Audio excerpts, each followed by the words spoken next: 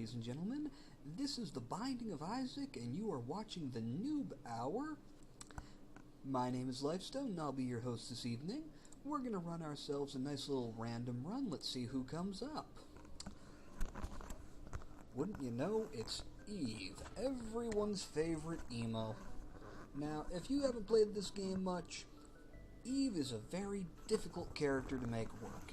She starts out with pretty small amount of health, and pretty much her only starting items are only of value if you are in pain or dying, and that doesn't exactly put you in a good situation. That having been said, we're going to make it work. We're going to make it work because that's what we do.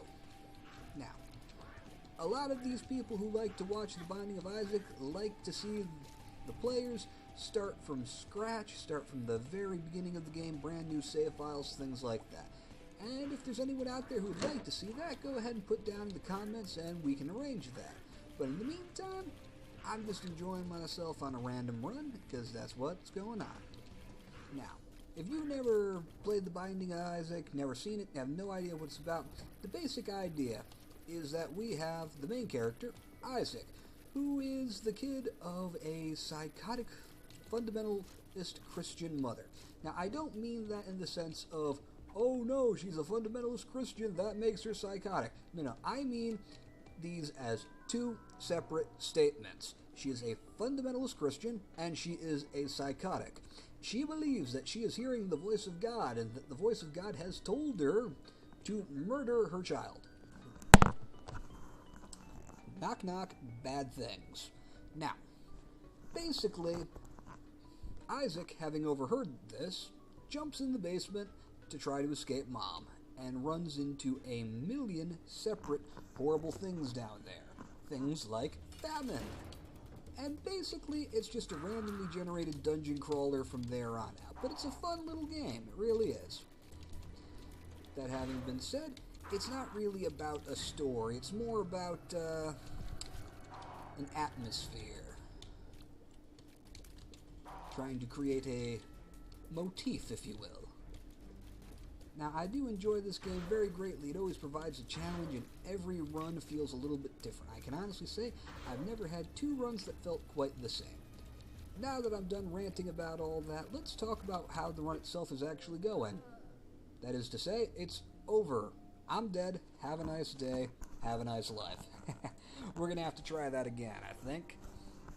Wonderful way to start the first episode. I admit I'm a little out of practice with this game. It's been a while. Alright. We randomed again, and this time we actually got Isaac. Now, Isaac is probably the strongest character in the game because the game is full of randomly generated items, some of which are going to help you, some of which are going to hurt you. But Isaac has the ability to, if he gets an item he doesn't like, he can just switch it out. A different one will spawn at random. It's very convenient. It makes him quite possibly overpowered. He's very strong in this game. Now, first thing we're going to try to do is try to search for the item room. We got lucky. It's right here on the left. You can see it by that big giant golden crown. And we're getting an item called Mr. Boom. Now, Mr. Boom is a spacebar item, but so is this the six-sided die. The die allows us to switch out items, which makes it much stronger, but there's no harm in using Mr. Boom just once. We might be able to get some value out of it. We're going to drop a bomb here and hope the secret room is right there. It wasn't, so we're just going to switch back out, and we'll show you how that item swapping mechanic works. Now, this is another item that is generally considered not too good. It's a small damage upgrade, but it works in a really wonky, random way, so we're going to see if we can charge up the dice again and get another use out of it and try to switch that out for something better. There's no guarantee of it, but we can always come back for that eyeball. Now, I'm going to be honest, I'm a little rusty on my gameplay, and I've been taking some stupid damage, making some bad dodges, but we're going to try to get it done anyway. Alright, because of how far we've made it and everything we've done up to this point, we know that we're not going to be able to get another reroll on this floor. We've basically run out of chances for that. So we're just going to go ahead, come back here, and pick up the item. It's not a bad item, it's just not a great item. So we'll take the net gain and walk away. The Peeper. The Peeper spawns a little eyeball that's going to bounce around the room and hurt everything, and it makes it so every other shot does more damage because it's all bloody and gory and stuff. If you haven't caught on yet, I'm shooting tears because I'm such a sad little child. I have no hope left. How sad for me. Let's see if we can get something out of this golden chest. The golden chest spawned a gray chest. Silly game. Huh. That was not a game, but that's life. Okay, time to kill the giant spider. Or die to the giant spider. We'll find out which. Now, the thing to keep in mind with this fight is that he's going to jump up and try to charge at you. And basically, when he first jumps up and is in the air, he's not going to be able to hurt you because he's in the air. So you don't really have to worry about it right then. You can get as close to this guy as you want to. He's more dangerous if you're actually further away. Very unique enemy in that. Most enemies, you want to stay the heck away from them. Stay away. They're coming for your souls. This game is amusing in a very depressing, cynical way. I love it. Now, let's see. Room full of spiders and bloody things. Doesn't everyone just love that? Now, if anyone's interested in this game, you can find it on Steam. Very moderately priced most of the time, especially if you find it on sale. And it's one of those games that's not going to cost you hardly anything and is worth hours and hours and hours of entertainment. It will take you a very long time to get bored with this game because it just goes on and on forever. Every run is random, so you never know what's going to happen. Keeps it fresh, keeps it going. That having been said, do not get this game if you are the person who gets frustrated, throws a controller at the wall, breaks it, and is then upset that you lost money. This game will get you frustrated. It's part of a new genre, the roguelike-likes, or the roguelites. It's still being up for grabs on the names, don't ask me why. That basically has coined the phrase, dying is fun. For the last 10 years or so, we have been bombarded by easy little video games that hold your hand through everything, don't ask you to figure out anything on your own, and basically, if you've bought the game, you've won. Feel good about yourself. Don't worry about it. Nobody cares. But some people have just gotten completely sick of that. We are done with the whole victory for the sake of victory. We want to earn it. We want to pay for it. We want to feel the fruits of our labor, blood, sweat, and tears. It's a wonderful feeling when you do something this hard and actually win. It's a really good feeling. That having been said, if you're easily frustrated, this game is not for you. On the other hand, if you like to laugh at other people's frustration, watching this show is definitely for you. Now, we have a blue pill we just picked up. This is going to cause one of several possible random effects that could be good or bad, but we're in a pretty good position right now, so we're okay gambling on it. Pretty Fly. Pretty Fly gives us this little orbiting thing around us, which is going to help protect us if something tries to charge at us or something shooting at us. If the fly gets in the way, we get to survive. Ah, famine again. Didn't I die to famine 5 minutes ago? Well, let's hope not.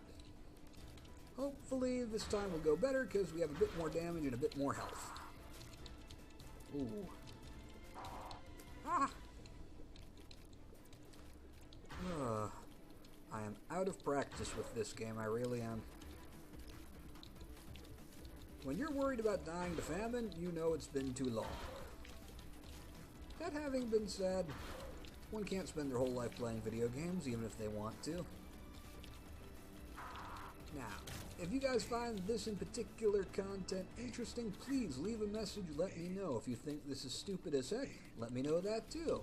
I can change. I can change. Me and Saddam Hussein, we can change. All the girls of the world remember that.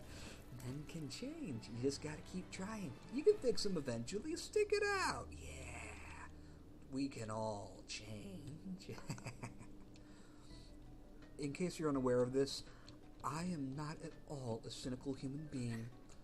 I'm a decent human being, and I love you very much just as you are. Ooh, unicorn horn. We'll touch that. Means it won't show up again later in the game, which benefits us. And then we're going to use this to try to get something better. Ugh. That is not something better. But it does allow us to get back out of here without having to walk over that spike door, which hurts us and, leads to death and dismemberment and other fun things. Thankfully, though, we got that heart sitting there, so we're going to the next floor, full health. Unfortunately, we couldn't find a key on that floor, which means we're kind of up the creek on that floor's treasure room. So we're going down to the next floor weaker than we should be. But we're going to keep trying. Never give up, never surrender. Unless the Zerg are outside, in which case, just give up. Zerg Rush devours your soul. Now, if you have no idea what I'm talking about when I say that, go on to Google and put in Zerg Rush. Now, don't follow the links, just watch the screen. You will understand what a Zerg Rush is soon enough. Oh yes. You may attempt to defend yourself with the mouse, but it's really not going to help. The Zerg Rush, it just means inevitability. Okay, let's see. We have a full suite of orbitals, 3 things orbiting around us. That's the most you can have. And they're going to protect us from a lot of stuff. So, defensively, we're not looking too bad. That having been said, we could really use some more health and some more damage because we're kind of squishy and not that good at killing anything. And I have to admit it, if there's one thing that can turn a winning run of this game into a frustrating experience, it's if you don't have enough damage. Because even if you're going to be able to survive, if you're going to make it to the end of the game and win, if you don't have enough damage, it's going to take half an hour to kill anything, and it's just not any fun. It's just... Ooh, that was close. We almost ended this run.